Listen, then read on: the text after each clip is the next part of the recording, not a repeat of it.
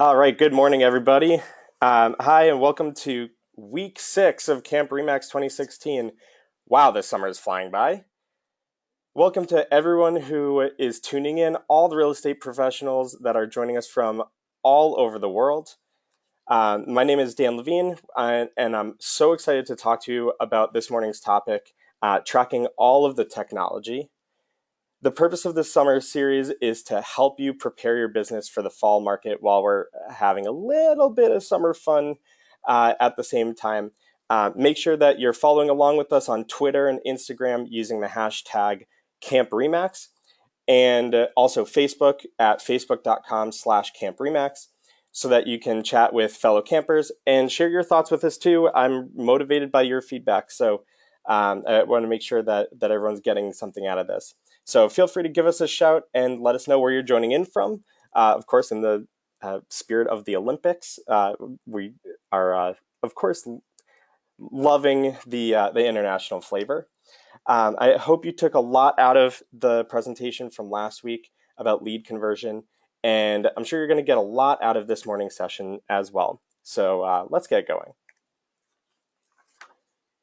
So this morning, we're going to start by asking why we track things in the first place. Why is it important to be diligent about tracking your business? Once we cover that, we're going to dive deeper into the what and how of navigating your business, beginning with finding out from your starting point in what you should be tracking in the first place. After we talk about what and how you should be monitoring, we'll conclude with what to do with all that knowledge, which may provide some relevance for the other two preceding sections.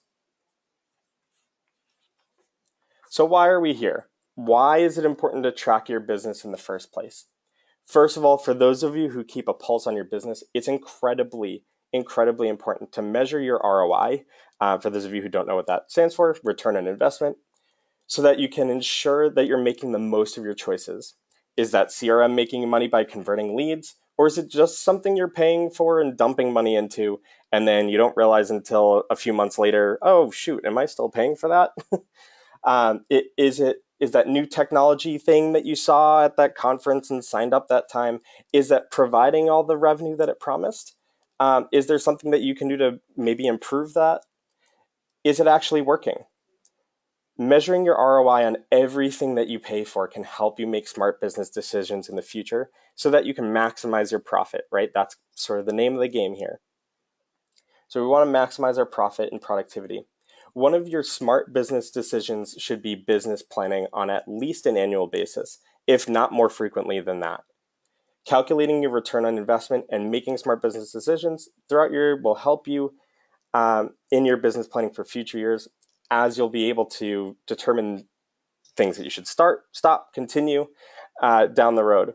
Every company, big and small, conducts business planning, so obviously you should too.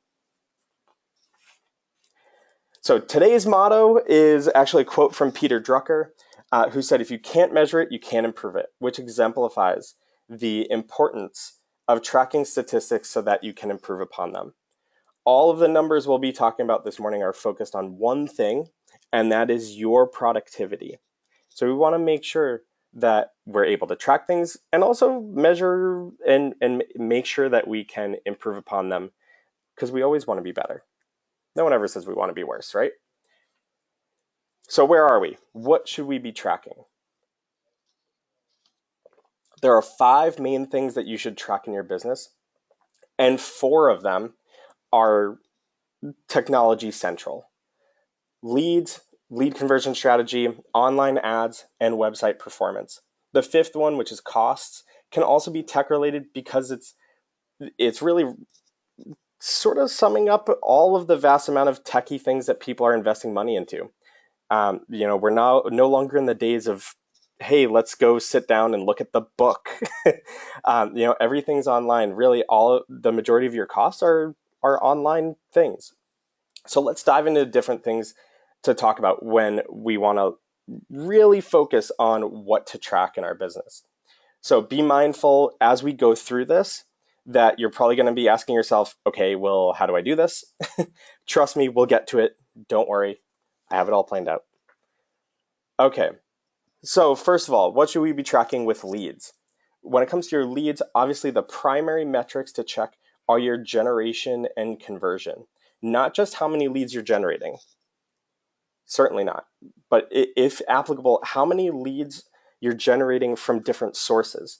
So for those of you who receive leads, some of you might be paying for leads, depending on your market. I know in the US, some people get leads from Zillow or Realtor.com. Um, and I know in Canada, some people use Realtor.ca, so that works as well. So just make sure that you're measuring how many leads are coming in from those different sources. All right, you want to make sure that if you're paying for leads, that's paying off. Okay, it's essential to understand really what you're getting, or if you're getting the most out of your efforts and money. When it comes to your lead conversion, keep in mind that it's not only how many leads you're converting, but also the percentage. That's also a big thing. So that's obviously tied into the return on investment, right? Because if you're paying for leads, you're receiving them, and you're converting them, then it's paying off, right? When it comes to lead conversion percentages, if you want to put some sort of a threshold there, the industry average is between 5 and 8%. All right. So if you're doing better than that, awesome job. Like, really awesome, awesome. Regarding your lead conversion strategies, you should primarily be keeping track of your campaigns, both offline and online. If you're running email campaigns from a CRM or contact relationship management system, track the open rate to ensure that your content is catching on, right? Because it's not just producing content; you have to produce relevant content that actually is catchy. If you abide by the Buffini quote unquote pop buy method, which a lot of agents do, make sure that those in-person interactions are being logged so that you know how much you're spending and how long it's taking, right? Time is money, especially in this business. So finally, organize your social activity so that you know the types of content that are providing value to your sphere of influence. Even if you're not writing down the likes and comments on your posts because you have things to do, make sure that you're at least mindful and interactive with the feedback. So if people are commenting on your social content, make sure that you're responding to that. It's social media for a reason, right? You should be interacting.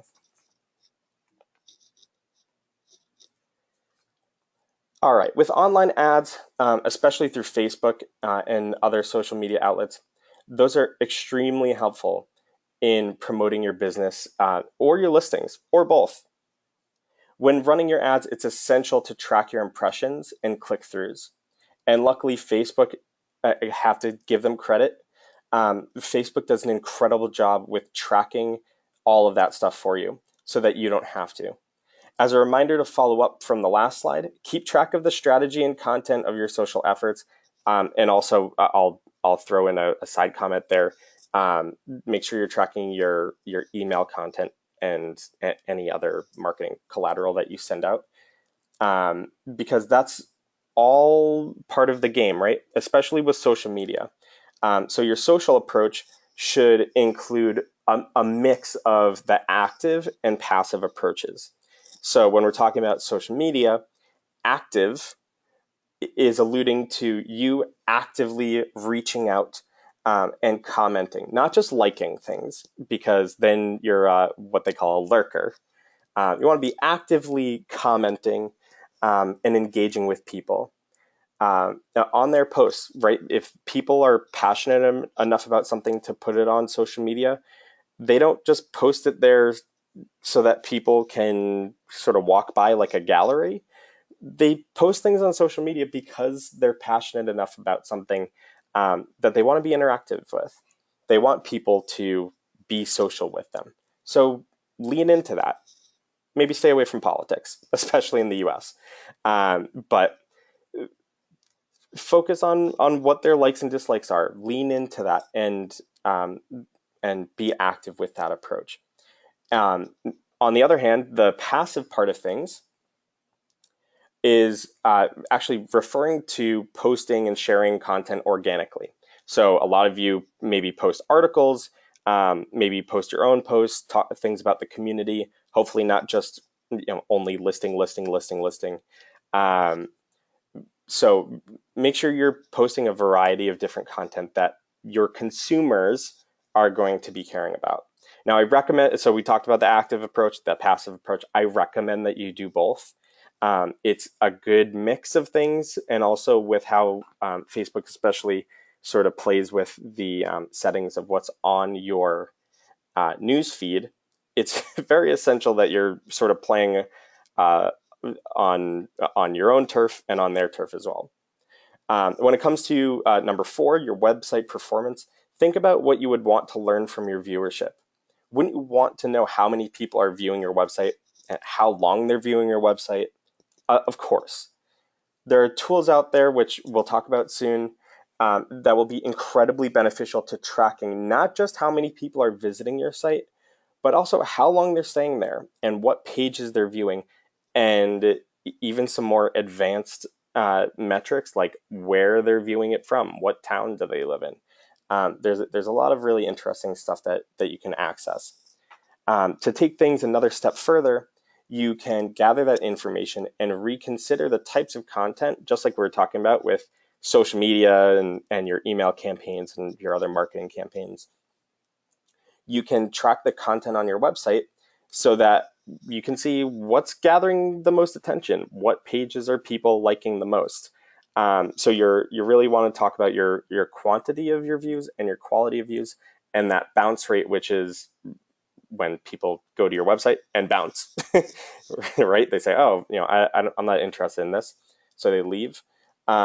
So when it comes to real content, sticky content, as they call it, um, community oriented pages, not even listing oriented pages, because the vast majority of people out there aren't interested in buying and selling. So we need to provide relevant content between moves, right?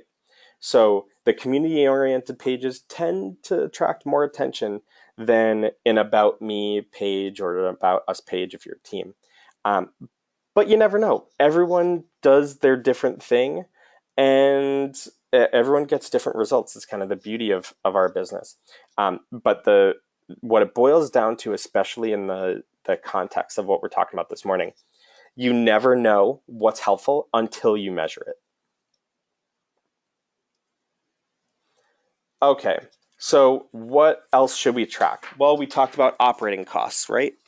So as I mentioned before, your operating costs are going to include techie and non-techie things. But with the way your business is now, your your tech stuff is going to be a lot of your overhead, a lot of your operating costs. So your tech-related tracking should start with your monthly services. So if you pay for a CRM or contact relationship manager, I mentioned that before, like a top producer, Contactually, BombBomb. We'll talk about all those in a little bit, by the way. If you're paying for any of those things, just make sure that it's working for you. And everyone always asks me, Dan, what's the best CRM? The answer is there is no best CRM, because what's best for you and what works best for your brain. Um, so also, if you're paying for your website, that's the third thing down. There may be some cost-effective alternatives that are offered by your region, perhaps, and would allow you to erase that expense completely, if not a large part of it, and therefore save you a lot of money. For the non-techie expenses, I know we're mainly talking about technology, but we'll talk about everything in your business too. For the non-techie expensive, keep track of coaching or education that you pay for. For example, of course, different coaches, but also different designations, certifications, continuing education classes, certain things that you need to do. Um, just keep a pulse on how much you're spending, and make sure that you understand how much you're benefiting from that. I'm not saying, just to be clear, I'm not saying that those things are bad. They're obviously great, and we all learn and improve. Um, but just make sure that you're benefiting from everything. So finally, consider what most people don't: time. Time is money, especially in this business. And so think about how much time you're spending doing tedious tasks like paperwork when you could be conducting more lucrative activities. Or as some top agent told me once, they call it money making activities, right? The real nitty gritty of what you do on your daily basis. So could certain tasks be delegated to an assistant? Just something to think about at least. Okay, so how do we get to the end? Now, you're probably thinking one of two things. So we just talked about a lot of things that you should be tracking. You're thinking either A, you're excited and you're ready to track every aspect of your technology and your business. Or B, you're thinking, wow, that's a lot. How am I going to do all that? Either way, or maybe you're thinking both, or a combination of the two. Either way, the point of this segment is to find systems that do the tracking for you so that you don't have to do it yourself, right? We're working on productivity and profitability here. So we want to make sure that we can do systems can do it for us. So like the tools I'm about to mention, I'm going to keep this straightforward to save you time and energy. For leads, I've never found anything better than 5Street. It's fantastic. Not only does it route all of your leads from different sources, so if you're getting leads from different websites outside of Remax, even the Remax sources as well, it pulls all of your leads into one place. It allows you to compare sources. So if you're getting leads from multiple different sources, what's really paying off, what isn't. And it also helps with responding quickly to leads, tracking them throughout the conversion process, and syncing with your CRM to make it even easier for you. With lead conversion, there are a few great CRM systems that can help you out with tracking your lead conversion and simplifying the process. Top Producer, that's TP there, is the tried and true real estate CRM. They've been around for a while, and they know a lot. They have a lot to apply there, and they have a lot of tools for you to utilize. Contactually, that's C, is more of a new age version of Top Producer that's been exponentially growing in popularity over the past few years. BombBomb is an awesome tool that allows you to, that's BB. It's an awesome tool that allows you to send videos within your email communications. And personally, it's my favorite set of email tracking tools. You can see how long people are watching the video, how many times they've watched the video, how many times are they clicking, what are they clicking on, what's important to them, etc. Now, also, sometimes people overlook the capacity of our very own design center. There are a lot of different things that are in there. Really fantastic customer management. So that's DC. I saw someone just type in what is DC. That's design center. So there are a lot of really fantastic customer management abilities. One of the ones I don't have typed here, but it's more on the social side of things, is Hootsuite. So that's spelled Hoot, like hoot hoot, HOOTSUITE. And that's an awesome and free tool that helps you manage all of your social media outlets. So primarily Facebook, Twitter, and LinkedIn, all in one website. And it also has a really awesome mobile app. So that can really help you consolidate your efforts with social media. For tracking your online ads, I mentioned before that Facebook does an incredible job at providing statistics, daily reports, suggestions, along with their extraordinary, I kid you not, extraordinary design and audience targeting abilities. And also, in case you didn't know, Facebook purchased Instagram within the past couple of years. So your Facebook ads would also be reflected to Instagram as well.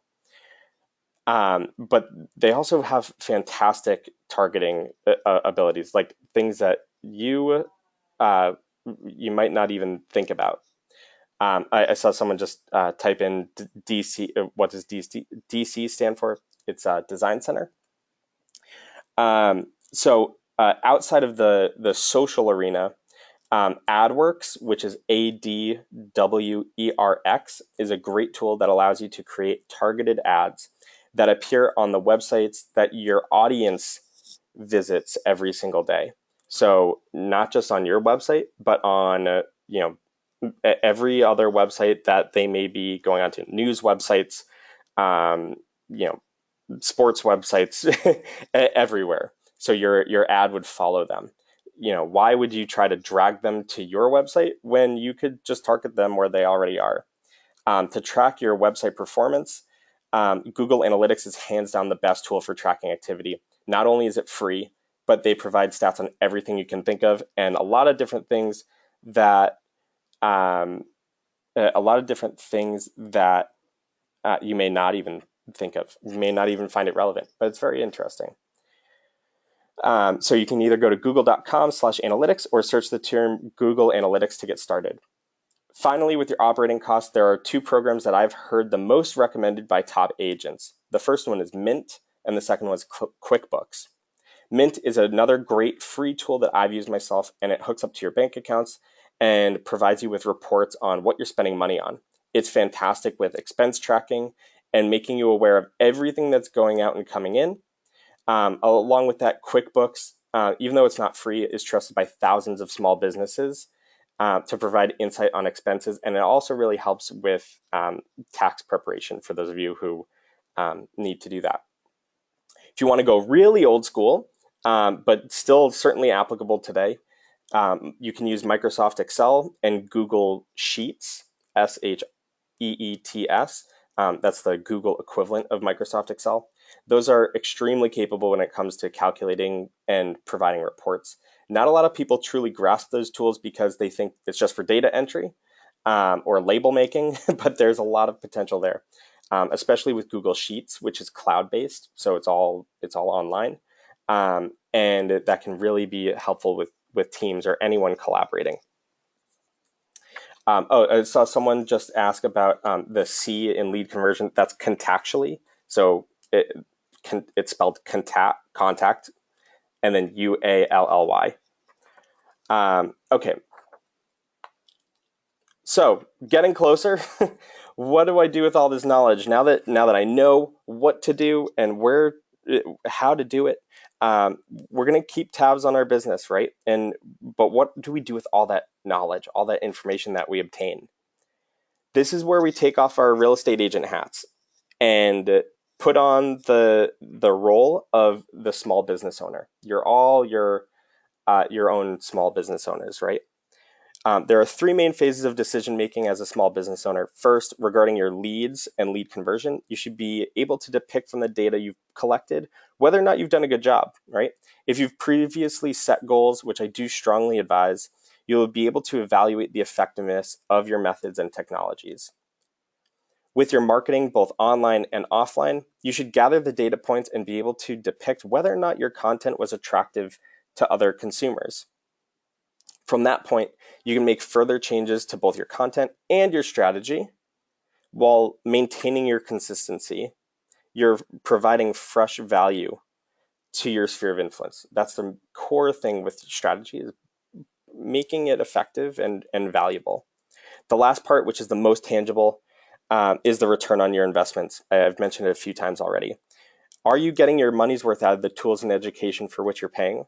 While it takes money to make money, of course, it's important to track which tools that you're using are the most beneficial. From that point, it may be time to propose switching out tools that are either cheaper or more productive, or hopefully both. All right, the bigger picture here, as you can tell by the picture in the background. Let's sum it all up. Interpreting the information you've received from tracking your leads, marketing content strategy, and purchasing investments allows you to make bigger changes for your business, not only for the present, but also for the future. Primarily as a part of your business planning ventures, you can audit yourself with, I call it, a start, stop, continue, which is a common strategy in businesses both big and small. Judging from all the data you found, what content or tools would you stop using? What about things that you've heard at maybe a conference that may be better options than what you're doing now? What are you satisfied with? What are you not satisfied with? As some additional food for thought, Think about the successes and failures of certain strategies. Did a certain tool not live up to expectations because it's faulty? Or rather, was there something you could have changed or followed through with more to execute it better? So, speaking of satisfaction, the collection of this information also allows you to set goals more accurately and effectively, which is a key part of any running any business. Whether or not you've ever done goal setting or business planning in the past, it's a very healthy exercise to have with yourself. As I said before, annually at a minimum, but hopefully more than that. So, when was the last time you actually wrote down goals? Are you constantly reminding yourself of them? Studies show that the more you do both of those things, writing them down, reminding yourself of them, the greater the likelihood is that you'll actually achieve them. If you're really passionate about your success, find someone you trust, another agent, your broker, a friend, a family member, someone you trust, and share your goals with them. Ask them to hold you accountable. And as a nice favor, maybe offer to do the same for them. All right, we've reached the other side. Tracking is essential, as we've sort of depicted from all this, to present and future success. The 5 categories of items to track: lead generation, and again, don't forget about your sources in there as well, lead conversion, and more importantly, your strategies to convert leads, not just now, but down the road. Your online ads, the performance of your website, and also your operating costs, which has a lot to do with what you're talking about, or what we're talking about here with technology. There are a lot of tools that'll do it for you. It's just a matter of finding what works best for you. And once you've gathered all that data and information, grab it and make some actual like key decisions with it. So our camper of the week, it's sort of fortuitous that the Olympics started, and our winner of camper of the week is Wagner Piccolo from Remax Union in Sao Paulo, Brazil. Um, awesome carnival rides. Looks like a great time.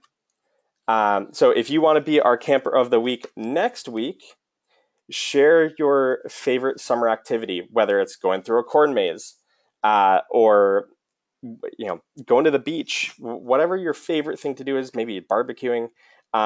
Share it with us. We want to know. I personally genuinely care. And use the hashtag Camp Remax, and also you can tag Camp Remax on Twitter and Instagram, and also feel free to mention it to us on Facebook as well. So I hope you got a lot out of it. I'm personally very passionate about tracking things, especially technology. Tune in next week, same time, 11 Eastern, 10 Central, or however that corresponds to where you are in the world. We're going to be talking about funnel cake, which is delicious, but we're talking about the sweet side of sellers. So thank you again for tuning in. Have an awesome summer. And I want to see what you guys pick as your favorite summer activity. So thanks, everyone.